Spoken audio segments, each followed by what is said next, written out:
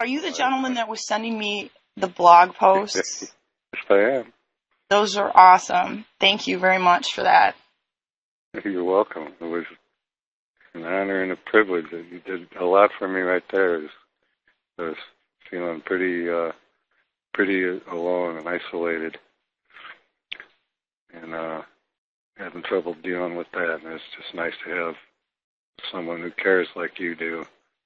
I think there's a lot of good things that can actually come out of this situation. For sure, waking people up to how dangerous the nuclear industry is and how we've been lied to. And, you know, when I look at all the things that they've lied about with this accident, made me look at other things in history.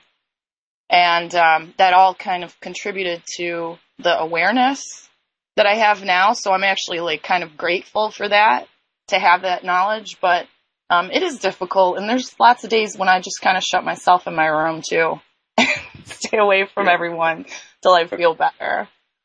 Yeah. Well, it's a horrible awakening. You know, I grew up. You know, I couldn't conceive of a government official or somebody, or responsible people lying, and not to mention the kinds of things they've been doing. I mean, mass murder in so many ways, and to look at them, on the television or something, and listen to them talking, you can never imagine it. I look at them and I try to think that this person is conscious of all of this. He may not be involved, but he knows. You gotta know. It's incredible to me. It blows my mind. It just makes me want to crawl in a hole and pull it in after me. The things I found out are just so horrible. And Fukushima, in a way, is a symbol of all of that. It's a real and present thing, rather than events in history. And it's here, it's happening, and I don't want to say more about it. I want to deny it. You know what I'm saying? Mm-hmm. Well, I think the best way to feel better about this situation is, like, first and foremost, to take care of your health. And that means, eating right and getting lots of sleep. And it's good that you don't have anything going on health-wise that might have come from this. So you're probably doing a lot of the right things already. And, the rest of it comes in time, and definitely sharing with other people helps. At least it helps me. And so I try to catch as many programs like this as I can too, because you run into people in chat. A few weeks ago, I ran into Chris Harris in one of the Rense chat rooms, and he gives these wonderful interviews with Dr. Bill Deagle on his show, and he's a reactor operator, and he's doing this, at great risk for his own personal safety and employment, by sharing what he knows. And when I see, like, really brave people like that, it's nice to be part of that, as bad as the whole situation is, I guess. Yeah, well, I'm looking forward to meeting more people. It definitely makes all the difference to me. I mean, all this stuff I found out on my own, and I didn't even know anybody else was aware of it. I appreciate you calling in, and please keep sharing your blog posts with me, this little conversation that we have going on email together, because I really enjoy them. And if it's helping you, that's an added bonus. Well, I think it is. I didn't feel like it the other day, but especially, it becomes a conversation that really means a lot. You're a wonderful human being, Christina. Thank you. Thanks, John, and thank you so much for calling. Okay. One thing that I wanted to cover tonight is this. Is Fukushima really an extinction level event? Because we see ELE being thrown around a lot these days, and we really need to know what that means or entails when you say that. So I want to read just the definition of it. An extinction event, also known as a mass extinction or biotic crisis, is a widespread and rapid decrease in the amount of life on Earth. Such an event is identified by a sharp change in the diversity and abundance of macroscopic life. It occurs when the rate of extinction increases with respect to the rate of speciation. Because the majority of diversity in biomass on Earth is microbial and thus difficult to measure, recorded extinction events affect the easily observed, biologically complex component of the biosphere rather than the total diversity and abundance of life. And we'll get back to that after the break. You're listening to Wide Awake News. Welcome back to Wide Awake News. We're talking about, is Fukushima an extinction level event? And I read part of the definition. I also would like to offer any of you who are listening right now or in chat, if you have some advice to offer John, who we just talked to, please call in. Number is right on the page.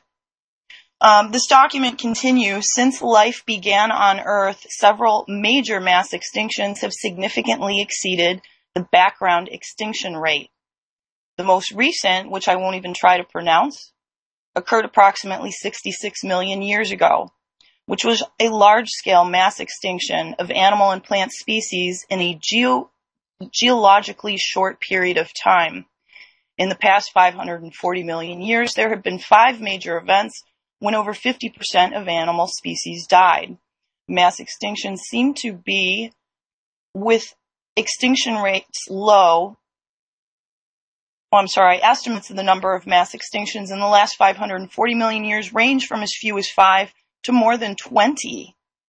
These differences stem from the threshold chosen for describing an extinction event as major and the data chosen to measure past diversity.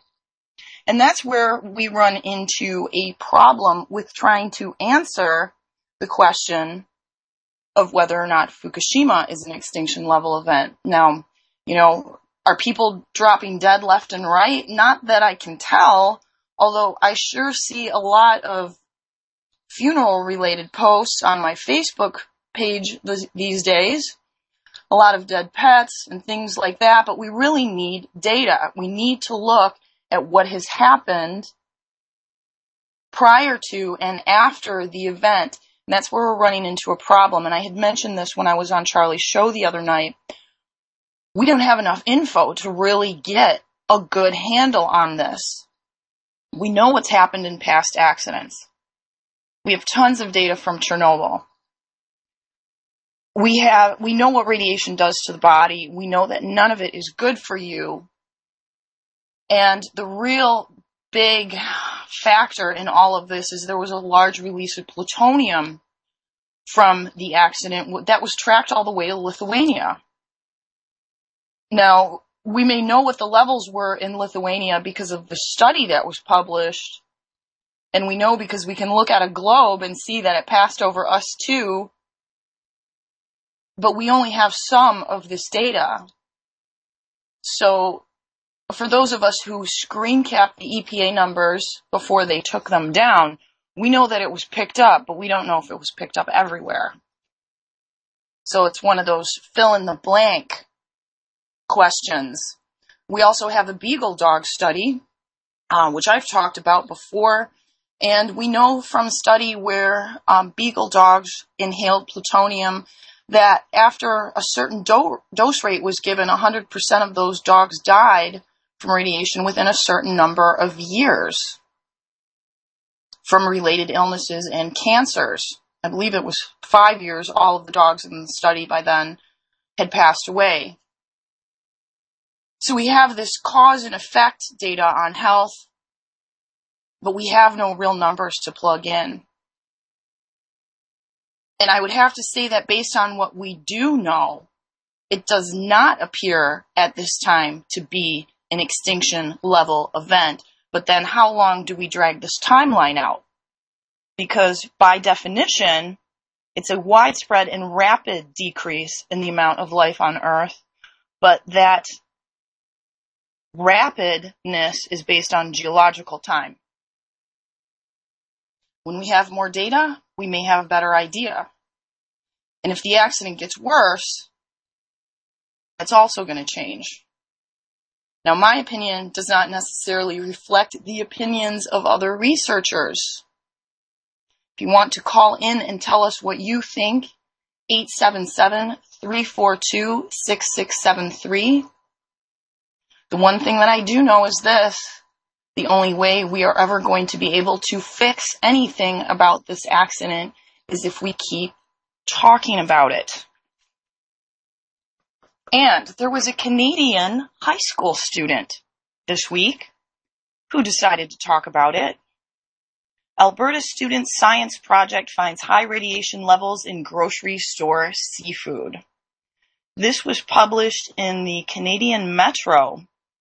Alberta high school student Rowan Dela Cruz loves sushi, but became concerned last summer after learning how little food inspection actually takes place on some of sushi's main ingredients.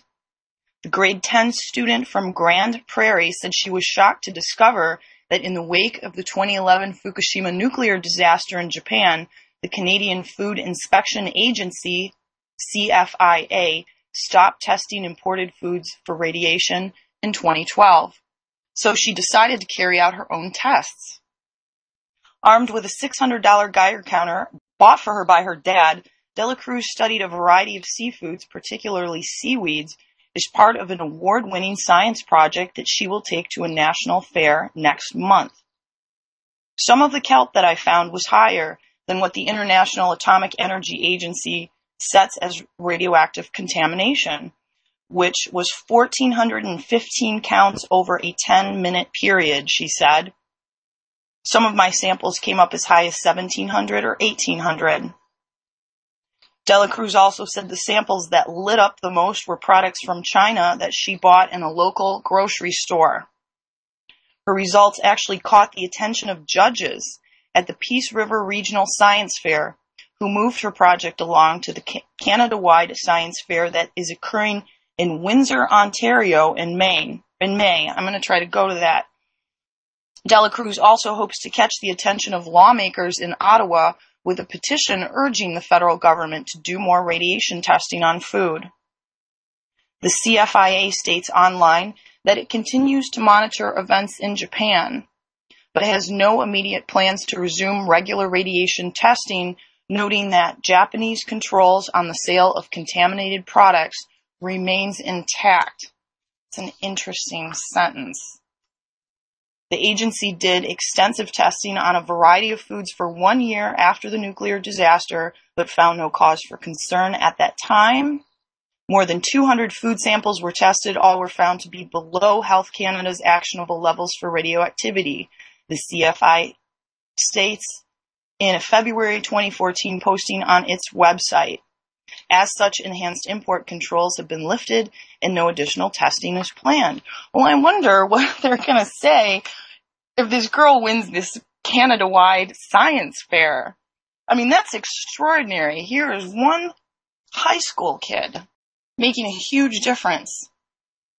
And I know people get discouraged because they feel, well, I'm just one person. What can I do?